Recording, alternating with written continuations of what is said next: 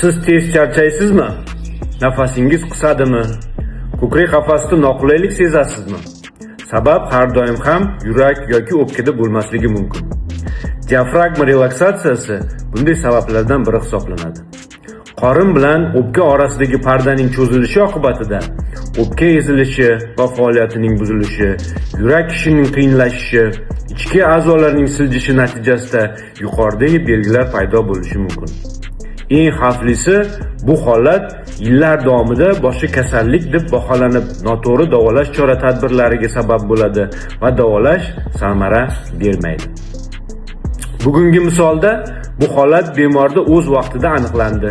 Rejali tayyorgarlikdan so'ng amaliyot muvaffaqiyatli bajarildi. Nafaqat diafragma o'z o'rnini egalladi, balki o'pka to'qimasini saqlab qolish imkoniyati paydo bo'ldi. Toshkent davlat tibbiyot universiteti klinikalarida zamonaviy diagnostika usullari va torakal jarrohlik orqali bu muammoni aniqlash va samarali davolash imkoniyati mavjud. Quyidagi manzil batafsil ma'lumot uchun